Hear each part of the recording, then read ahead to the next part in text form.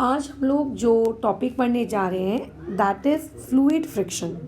ठीक है, ये आप लोगों के फ्रिक्शन वाले चैप्टर का एक आखिरी टॉपिक है।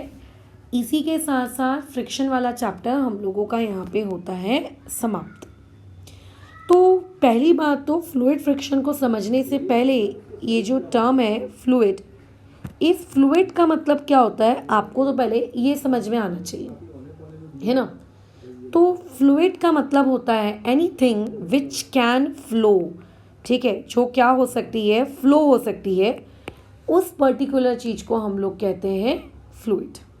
जैसे गैसेस, है ना। एग्जाम्पल की अगर अपन बात करें तो एग्जाम्पल में आ जाएगा आपका गैसेस हवा फ्लो होती कि नहीं होती। अगर तुम अगरबत्ती जलाते हो, धूप बत्ती जलाते हो, तो होता कैसा है कि जहाँ पे आपने वो पर्टिकुलर अगरबत्ती जलाई है उसकी स्मेल पूरे के पूरे कमरे में फैल जाती है ना। तो इसका मतलब यस, गैसेस कैन फ्लो। पानी, लिक्विड, क्या लिक्विड फ्लो होते हैं? बिल्कुल होते हैं। अगर कभी किसी फ्लोर में पानी गिर जाए तो उस पानी की जो बूंद होती है, राइट, जो उस पानी की बूंद होती है, वो पानी की बूंद आपकी सिर्फ और सिर्फ वहीं पे थोड़ी ना रहती है। वो पानी की बूंद क्या होती है, या वो पानी जो होता है फैल जाता है आपके फर्श पे, है ना। वो क्या हो जाता है, फैल जाता है। तो इसका मतलब gases and liquid they are flowing. और ऐसे गैसेस और लिक्विड जो फ्लो होते हैं, इन दोनों को कलेक्टिवली फ्लूइड कहा जाता है। ठीक है, इन्हें कलेक्टिवली क्या कहा जाता है, फ्लूइड कहा जाता है, बराबर। ठीक है, इन्हें कलेक्टिवली क्या कहा जाता है, फ्लूइड कहा जाता है। तो ऐसे केस में जब ये फ्लूइड्स यानी कि ये फ्लो करने वाले सब्सटेंसेस जब फ्रिक्शन एक्सर्ट करते हैं, बराबर, तो इस पर्टिकुलर फ्रिक्शन को हम लोग कहते हैं fluid friction. And more scientific way में अगर बातचीत करूं तो इस शब्द को कहा जाता है ड्रैग। ठीक है, अच्छा, क्या कहा जाता है इसको, ड्रैग। यानी कि जब कोई फ्लूइड फ्रिक्शनल फोर्स एक्सर्ट करता है तो उस पर्टिकुलर फ्रिक्शनल फोर्स को एक स्पेसिफिक नेम दिया गया है, दैट इज ड्रैग। तो यहाँ से क्वेश्चन इस तरीके से स्कूल एग्जाम्स में पूछे जा सकते हैं कि डिफाइन करिए ड्रैग, बट सिर्फ बोल देना कि फ्लूइड्स फ्रिक्शन एग्जिस्ट करते हैं। ठीक है, तो क्या सही में फ्लूइड्स फ्रिक्शन एग्जिस्ट करते हैं, या फिर हम लोग अपनी कोई मनगढ़ंत कहानी सुना रहे हैं कि हाँ मैडम। देखो कैसा है कि जो सॉलिड्स होते हैं, सॉलिड में फ्रिक्शन इतना ज़्यादा होता है क्वांटिटी वाइज कि आप उस फ्रिक्शन को फील कर सकते हो। जैसे कैरम बोर्ड पे जब आप स्ट्राइकर को मारते हो तो स्ट्राइकर का मूवमेंट अगर प्रॉपरली नहीं हो पा रहा है तो आप फील कर सकते हो कि यार वो सरफेस रफ है। अगर आप एक गाड़ी चला रहे हो एक स्मूथ सरफेस पे कंपेयर में वर्सेस एक रफ सरफेस पर, तो वो जो आपकी रफ सरफेस है, वो रफ सरफेस वर्सेस आपकी जो स्मूथ सरफेस है, उसमें आप फील कर सकते हो कि अच्छा मेरी गाड़ी कहाँ चल रही है, एक स्मूथ पे कि एक रफ में। लेकिन कैसा होता है कि जो हमारे गैसेस या फिर जो हमारे लिक्विड्स होते हैं, नो डाउट कि ये भी फ्रिक्शनल फोर्स एक्सर्ट करते हैं, बट इनके द्वारा लगाया हुआ फ्रिक्शनल फोर्स बहुत ही कम होता है, जो कि हमें बहुत ज़्यादा क्वांटिटी में जब तक ना लगे तब तक हमें फील नहीं होता। जैसे अगर मान के चलो आप खड़े हो नॉर्मल बालकनी में, छत पे, हवा नॉर्मल है, तो आपको कुछ फील नहीं होगा। लेकिन अगर वही मान के चलो कि आंधी तूफान चल रहा है तो आपको ऐसा लगता है कि हवा आपको धक्का दे रही है।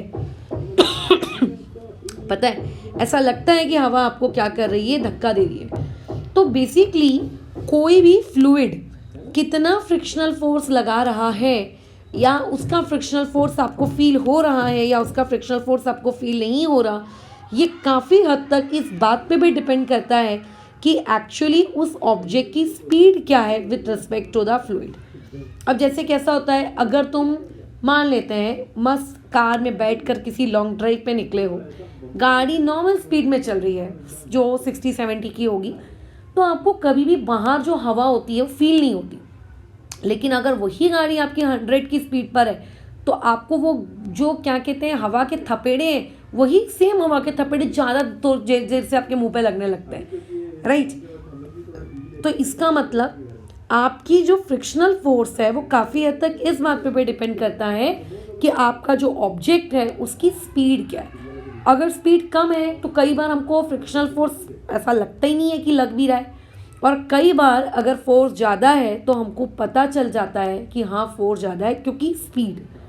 लेकिन इसके अलावा, स्पीड के अलावा एक और सबसे इम्पॉर्टेंट फैक्टर है, और वो फैक्टर है ऑब्जेक्ट की शेप। अब तुम्हें लगेगा कि अरे ये कैसे हो सकता है, ऑब्जेक्ट की शेप कैसे किसी फ्रिक्शन को डिसाइड कर सकती है। तुम देखना जब आसमान में चिड़िया लोग उड़ते हैं झुंड में, देखना वो वी शेप बना के उड़ते हैं। तुमने देखा होगा, कभी पैटर्न ऑब्जर्व किया होगा। ऐसा नहीं होता एक चिड़िया अलग, एक चिड़िया अलग, एक चिड़िया अलग, सब झुंड में जाती हैं बट वी शेप बना के जाती हैं। क्यों? क्योंकि जब वो वी शेप के फॉर्म में उड़ रही होती हैं तो उस वक्त वो हवा को, उनके हवा क्या करता है, उन पर फ्रिक्शनल फोर्स लगाता है, उन पर प्रेशर क्रिएट करता है। वो वी शेप एक ऐसी स्पेशल शेप है कि पता है कि चिड़िया की उस शेप की वजह से वो जो टोटल फ्रिक्शनल फोर्स लग रहा होता है वो फ्रिक्शनल फोर्स क्या हो जाता है, आपका कम हो जाता है। ठीक है, इसीलिए ताकि फ्रिक्शनल फोर्स कम लगे और उनको ज़्यादा, देखो अगर कोई आपको फोर्स लगा रहा है, जैसे मान लेते हैं अगर कोई आपको धक्का दे रहा है, खींच रहा है, आगे नहीं जाने दूंगा, तुम्हारे पाँव पकड़ रहा है, जैसे कबड्डी का गेम होता है। कबड्डी के गेम में अगर गलती से आप अपने अपोनेंट के तरफ फंस जाओ तो अपोनेंट आपकी टांग हाथ पकड़ लेता है और आपको वापस जाने नहीं देता, राइट। तो आप यही समझो कि जब कोई भी फ्लूइड आप पे फ्रिक्शनल फोर्स लगाता है तो वो आपके मूवमेंट को आगे की तरफ जाने से वो अपोज करता है, वो आगे जाना अलाउ नहीं करता है।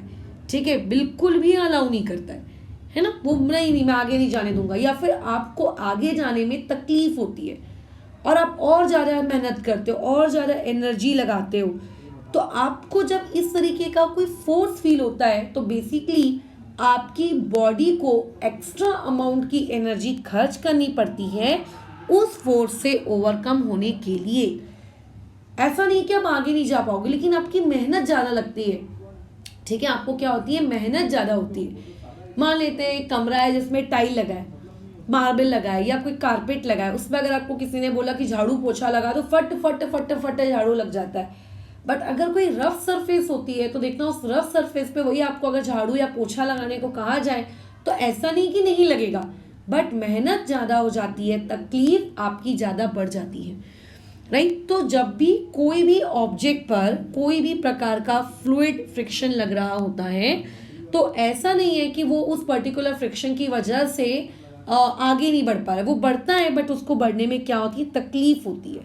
तो इसीलिए जब चिड़िया लोग उड़ती हैं तो ये लोग हमेशा क्या करते हैं, वी शेप बना के चलते हैं ताकि ये अपनी उस एनर्जी को बचा सके, ताकि जब वो इस तरीके से चल रहे हो तो जो हवा है उस हवा से उनको जो फ्रिक्शन फील हो रहा है, उस हवा से जो उनको रेजिस्टेंस फील हो रहा है, उस रेजिस्टेंस को वो कम कर सके। देखो जीरो तो नहीं किया जा सकता है ना, जीरो तो नहीं किया जा सकता, लेकिन हाँ उसे कम किया जा सकता है ताकि उनके एफर्ट्स बचें। तो इसीलिए देखो बर्ड्स में सोचो कितना दिमाग है, उनको तो ये भी नहीं पता है कि फ्रिक्शन क्या है, but still they know how to save their energy. तो इसीलिए आसमान में जो ये उड़ने वाले एरोप्लेन्स है ना, इन एरोप्लेन्स को भी इस तरीके की एक ऐसी शेप दी गई, एक स्पेशल शेप दी गई, ताकि जब ये पर्टिकुलर एरोप्लेन या फिर समुद्र में चलने वाली सबमरीन्स या फिर समुद्र में चलने वाली शिप्स, इनको एक ऐसी शेप दी गई ताकि उस शेप से उनकी जो एनर्जी लॉस हो रहा है उस फ्लूइड के फ्रिक्शन की वजह से उसको वो क्या कर सके, मिनिमाइज कर सके, है ना। तो ये कहानी होती है आपके फ्लूइड फ्रिक्शन की। तो आपको ऐसे पूछा जा सकता है कि बताइए फ्लूइड फ्रिक्शन किन किन फैक्टर्स पर डिपेंड करता है, ये क्वेश्चन पूछा जा सकता है। तो पहला, ये डिपेंड करता है स्पीड पर जो कि उस ऑब्जेक्ट की है विथ रिस्पेक्ट टू फ्लूइड। दूसरा, ये काफ़ी हद तक डिपेंड करता है ऑब्जेक्ट की शेप पर। और तीसरा, ये इस बात पे भी डिपेंड करता है कि नेचर ऑफ फ्लूइड क्या है। जैसे इमेजिन करो एक बहुत बड़ा सा टब है, उस टब में शहद है, और मान लो एक बहुत बड़ा सा टब है जिसमें पानी है। आपने अपने दोनों हाथ उस दोनों टब में एक एक साइमल्टेनियसली डिप कर दिए। और मैं आपसे कह रही हूँ कि अपने हाथों को उसके अंदर मूव करने की कोशिश करो, तो आप पानी वाले टब के अंदर अपने हाथ को ज़्यादा अच्छे से मूव करवा पाओगे या शहद वाले टब में? ऑब्वियस है कि मैडम उसको हम यहाँ पे आपका क्या कहते हैं शहद वाले टब में मूव नहीं करवा पाएंगे, क्योंकि शहद जो है हम लोगों को ज़्यादा मतलब मूवमेंट करना अलाउ नहीं करेगा, राइट? हमें ज़्यादा मूवमेंट करना अलाउ नहीं करेगा, पानी कर लेगा। तो सोचो फ्रिक्शन इस बात पे भी डिपेंड करता है कि फ्लूइड कैसा है। खैर इस टाइप के शहद वाले टाइप के लिक्विड्स जब कोई आपको रेजिस्टेंस ऑफर करते हैं तो इन्हें विस्कोसिटी कहते हैं, ये आप आगे की हायर क्लासेस में पढ़ेंगे। बट स्टिल अभी फ़िलहाल के लिए आप ये बात ध्यान रखिए कि हाँ, 3 चीज़ों पे आप लोगों का क्या करता है, फ्रिक्शनल फोर्स डिपेंड करता है। तो यहाँ से क्वेश्चन पूछा जा सकता है कि ऑन व्हाट फैक्टर्स, ठीक है, frictional force depend. Frictional force किस पर्टिकुलर फैक्टर्स पे डिपेंड करता है, ठीक है, किन चीज़ों पे ये डिपेंड करता है? तो 3 चीज़ों पे डिपेंड करता है। पहला speed with respect to fluid, दूसरा शेप, तीसरा नेचर ऑफ फ्लूइड। इन तीनों चीज़ों पे ये डिपेंड करता है। तीनों का मिला जुला मिश्रण होता है आपके किसी भी ऑब्जेक्ट को आगे बढ़ने से रोकने के लिए। तो बस यहीं पे हमारा ये प्यारा सा चैप्टर ख़त्म होता है। तो इस पर्टिकुलर पेज से आपको 2 टाइप के क्वेश्चन पूछे जा सकते हैं कि डिफाइन ड्रैग, और ये पूछा जा सकता है कि किस फैक्टर पे डिपेंड करता है, ठीक है, बस ख़त्म। तो फिलहाल अभी हम इस चैप्टर को यहाँ क्लोज करते हैं। आगे की क्लास में